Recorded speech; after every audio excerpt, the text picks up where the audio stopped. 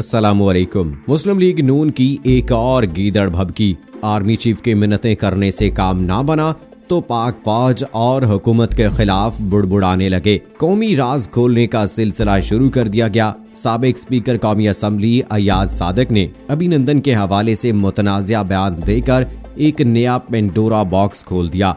अय्याज सादिक ने कौमी असम्बली में मुतनाज़िया तकरीर करके नवाज शरीफ के बयानिए को आगे बढ़ाने की कोशिश की, जिसे न सिर्फ सियासतदानों और अवाम बल्कि सियासी तज्जियाकारों और सीनियर सहाफ़ियों ने भी नापसंद करार दे दिया। साबिक वज़ीर आज़म नवाज शरीफ की इलाज के लिए लंदन रवानगी से लीगी रहनुमाओं को कितनी तकलीफ पहुंची और उनके खिलाफ एहतसाब के अमल को सबको कितना दुख है, वो इनके बयानात से जाहिर होना शुरू हो गया है। नवाज शरीफ अगर आज जिला वतनी की जिंदगी गुजार रहे हैं और अगर वो अदालतों के इश्तिहारी हैं, तो इसमें तहरीक इंसाफ या पाक फौज का कोई कसूर नहीं, बल्कि उनके खिलाफ मुकदमात चल रहे हैं, जिस वजह से वो परेशान होकर मुल्क से भागे।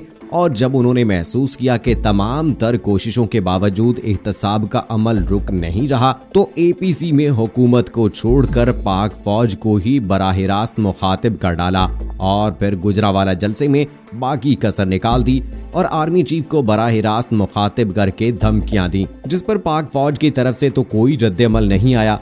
अलबत्ता फौज की खामोशी भी एक रद्द-ए-अमल थी, जिस पर नवाज शरीफ को उनके नाअहल मुशीरों ने खरी खरी सुना दी और फौज पर चढ़ाई से रोका। मजीद तफसील में जाने से पहले आपको बताते चलें कि आप देख रहे हैं हकीकत की दुनिया। अगर आपने अभी तक हमारे चैनल को सब्सक्राइब नहीं किया है तो अभी सब्सक्राइब करें, साथ में बेल आइकॉन को जरूर प्रेस करें ताकि लेटेस्ट अपलोड होने वाली हमारी वीडियोस का नोटिफिकेशन आपको बर वक्त मिलता रहे। वीडियो को लाइक करें, शेयर करें अपने दोस्तों के साथ और कमेंट बॉक्स में अपनी राय का इजहार जरूर करें। दोस्तों, मामला कराची जलसे से होता हुआ कोयटा जलसे तक पहुंचा और दोनों मौके पर नवाज शरीफ ने फौज के खिलाफ आग उगलने का सिलसिला कम कर दिया। शायद उनको समझ आ गई या उनके मुशीरों ने उनको हाथ हौला रखने का कहा। बादियाज़ा नवाज शरीफ के अहम रहनुमाओं की तरफ से एस्टेब्लिशमेंट से राब्तों का इंकशाफ हुआ, जिस पर नवाज शरीफ नाराज हुए। ताहम इन रहनुमाओं ने शहबाज शरीफ से मिलकर कोई दरमियानी रास्ता निकालने की कोशिश की और डील की कोशिश करते रहे। ताहम पाक फौज की तरफ से कोई रिस्पांस ना दिया गया, जबकि इन रहनुमाओं से नवाज शरीफ अलग नाराज हो गए। अब सियासी सूरत हाल तेजी से तब्दील होती जा रही है। साबिक स्पीकर कौमी असम्बली अय्याज सादिक और दीगर रहनुमाओं ने अभिनंदन की गिरफ्तारी और रिहाई पर भारत नवाज बयानिया देकर पाक फौज पर कीचड़ उछालना शुरू कर दिया है। उनका कहना था कि अभिनंदन को भारत वापस भेजने पर हुकूमत ने घुटने टेक दिए। शाह महमूद पसीने में शराबूर थे और उनकी टांगें कांप रही थीं। उनका कहना था कि शाह महमूद कुरैशी ने कहा भारत हमला कर देगा, लिहाजा अभिनंदन को वापस जाने दें। भारतीय मीडिया ने मेरे बयान को तोड़ मरोड़ कर पेश किया। भारतीय मीडिया ने मेरे बयान को तब्दील करके चलाया। एक चीज वाज़ेह है कि अभिनंदन मिठाई बांटने नहीं, पाकिस्तान पर हमला करने आया था। भारतीय जहाज को गिराना पाकिस्तान की फतह थी। हमें कहा गया कि पार्लियामेंटेरियंस की वजीर आजम के साथ मुलाकात है, लेकिन वजीर खारजा आए। वजीर आजम ने अपोजिशन का सामना क्यों नहीं किया, वो खुद जानते हैं। उनका कहना था कि अभिनंदन को भेजने की कोई जल्दी नहीं थी, जरा इंतजार कर लेते। अभिनंदन को भारत के हवाले करने का फैसला गलत था, जबकि वजीर खारजा मखदूम शाह महमूद कुरैशी ने साबिक स्पीकर कौमी असम्बली अय्याज सादिक की जानिब पार्लियामेंट में दिए गए बयान पर रद्द-ए-अमल का इजहार करते हुए कहा कि अय्याज सादिक से ऐसी बात की तवक्को नहीं करता। अय्याज सादिक ने जो मौक़िफ़ बयान किया वो हकीकत के बरअक्स है। उन्होंने कहा कि इंटेलिजेंस मालूमात पर पार्लिमान को एतमाद में लिया था। इंटेलिजेंस मालूमात में अभिनंदन का जिक्र नहीं था। सियासी मकासद के लिए ऐसी गैर जिम्मेदाराना गुफ्तगू की जा रही है। जिम्मेदार लोग गैर जिम्मेदाराना गुफ्तगू कर रहे हैं, जिस पर हैरानी है। अपोजिशन ICJ का फैसला पढ़ ले और पाकिस्तान का मौक़िफ़ भी पढ़ लिया जाए। ये लोग कुलभूषण के मामले पर भी गुमराह कर रहे हैं, अभिनंदन के मामले पर ये कौम को गुमराह कर रहे हैं। दोस्तों, मुस्लिम लीग नून के बयानिए को मुल्क भर की सीनियर सहाफ़ी बरादरी और तज्जियाकारों ने भी नापसंद किया है। सीनियर सहाफ़ी रऊफ क्लासरा का कहना है कि जब 27 फरवरी को भारतीय पायलट अभिनंदन को पकड़ा गया था तो दोनों ममालिक में अलग तरह की फिजा थी।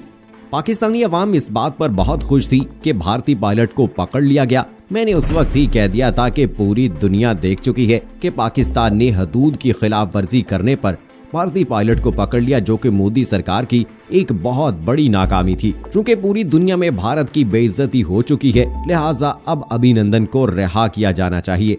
मैंने ये बात उस वक्त की जब कोई भी भारतीय पायलट को रिहा करने की बात नहीं कर रहा था, लेकिन अगर हम ऐसा ना करते तो इसका नुकसान होता। भारतीय अवाम में शदीद गम और गुस्सा पाया जा रहा था, लिहाजा भारत कोई बड़ा कदम उठा सकता था। एक बड़ी जंग से बचने के लिए भारत को फेस सेविंग देना जरूरी थी। उनका मजीद कहना था कि अब ये बातें सामने आ रही हैं कि भारतीय पायलट को रिहा करने से पहले आर्मी चीफ की अपोजिशन रहनुमाओं से मुलाकातें हुई। मेरी अपोजिशन से शिकायत है कि अगर आपको इस फैसले पर एतराज था तो उस वक्त बात करते। अब आप कैसे कौमी असेंबली में खड़े होकर कह सकते हैं कि अभिनंदन को क्यों रिहा किया गया? ये इंतहाई शर्मनाक बात है। अब अगर इनकी आर्मी चीफ और DGISI से लड़ाई चल रही है और मिन्नतें करने का कोई नतीजा नहीं निकला तो कौमी राजों से पर्दा उठाना शुरू कर दिया। दोस्तों, सीनियर तज्जिया निगार चौधरी गुलाम हुसैन कहते हैं कि मुस्लिम लीग नून की तरफ से इस वक्त इदारों के दरमियान बातचीत की बातें करने वाले लोग समझते हैं कि अगर उनकी जमात साबिक वजीर आजम नवाज शरीफ और उनकी साहबजादी मरियम नवाज का बयानिया लेकर आगे बढ़ी तो मुस्लिम लीग नून 3 हिस्सों में तकसीम हो जाएगी। मुस्लिम लीग नून का ख्याल है कि अगर मौजूदा हुकूमत ढांचे को ना गिराया गया और हुकूमत अपनी मुद्दत पूरी करने में कामयाब हो गई, महंगाई पर काबू पाने के बाद अवामी हिमायत भी हासिल करने में कामयाब हो जाए तो अगले इलेक्शन में उनको हराना नामुमकिन हो जाएगा। और अगर फौज की मौजूदा क़यादत का तसलसल बरकरार रहा तो हमें साजिशों और अपने गैर मुल्की आकाओं की मदद से बनाए गए हर मंसूबे में नाकामी होगी। क्योंकि पाकिस्तान के अवाम इमरान खान को बेशक बुरा भला कह सकते हैं, लेकिन वो पाकिस्तान, इसकी फौज और नजरिए के खिलाफ एक लफ्ज सुनने को तैयार नहीं। जिसके बाद वोट तो दूर की बात है, बल्कि उन्हें हर गली और मोहल्ले में बहुत शदीद अवामी रद्दे अमल का सामना करना पड़ेगा, जिसकी बिना पर उनका घरों से निकलना भी मुश्किल हो जाएगा। दूसरी तरफ साबिक वजीर आजम नवाज शरीफ बयानिया आगे ना बढ़ाने पर नाला हो गए। उन्हें ये बातें परेशान कर रही हैं कि मेरा बयानिया पाकिस्तान में मौजूद क़यादत क्यों नहीं अपना रही, नून लीग नवाज शरीफ के बयानिए को आगे लेकर क्यों नहीं जा रही। दोस्तों, सीनियर सहाफ़ी समी इब्राहिम का कहना था कि कौमी असम्बली इजलास के दौरान अभिनंदन के हवाले से जो कुछ हुआ उसका मकसद फौज की वजीर आजम इमरान खान से लड़ाई करवाना था। मुस्लिम लीग नून के अरकान ने कौमी असम्बली में कहा कि अवाम और मीडिया अभिनंदन के बारे में सवाल कर रहे हैं, हालांकि वो तो पाकिस्तान की फौज ने बहादुरी के साथ भारतीय जहाज गिराया और इसके बाद भारतीय पायलट को वापस भेजने पर दुनिया ने पाकिस्तान के अमल की तारीफ की। मुस्लिम लीग नून से कहा जा रहा है कि पाकिस्तानी फौज में मौजूद किसी ताकतवर हल्के से बात करे, जहां से मुतालबा किया जाए कि फौज की मौजूदा क़यादत पीछे हट जाए, और अगर वो पीछे ना हटे तो दूसरी सूरत में वजीर आजम इमरान खान से बात करें और उन्हें इस पर आमादा करें कि वो उन्हें NRO दे दें। क्योंकि इमरान खान तो इस हवाले से साफ इनकार कर चुके हैं और शायद इस तरह से जनरल बाजवा और इमरान खान की लड़ाई हो जाएगी। क्योंकि इमरान खान तो कह रहे हैं कि NRO नहीं देना और जनरल बाजवा कहेंगे जी ये तो हमारे पीछे पड़ गए हैं, तो उनको पीछे हटाने के लिए इमरान खान NRO दे दे। इसी तनाजुर में पाक फौज के तर्जुमान ने प्रेस कॉन्फ्रेंस के दौरान कहा कि अभिनंदन को रिहा करके पाकिस्तान ने जिम्मेदार रियासत का सबूत दिया, लेकिन कल कौमी सलामती से मुताल्लिक मामलात की तारीख को मसख करने की कोशिश की गई। पुलवामा वाक़े के बाद हिंदुस्तान ने तमाम आलमी कवानीन की खिलाफ वर्जी की और मुंह की खाना पड़ी। उनका कहना था कि रिकॉर्ड की दुरुस्तगी के आज की प्रेस कॉन्फ्रेंस में 1 पॉइंट एजेंडे पर बात कर रहा हूं कि कल कौमी सलामती से मुताल्लिक मामलात की तारीख को मसख करने की कोशिश की गई। पुलवामा वाक़े में भारत ने न सिर्फ मुंह की खाई बल्कि पूरी दुनिया में हजीमत उठाई। पाकिस्तान ने ऐलानिया हिंदुस्तान को दिन की रोशनी में जवाब दिया। पुलवामा वाक़े के बाद हिंदुस्तान ने तमाम आलमी कवानीन की खिलाफ वर्जी की, लेकिन पुलवामा वाक़े के बाद भारत ने दुनिया भर में हजीमत उठाई। अफवाज पाकिस्तान के चौकन्ना और बर वक्त रिस्पॉन्स ने दुश्मन के अज़ाइम को नाकाम बनाया।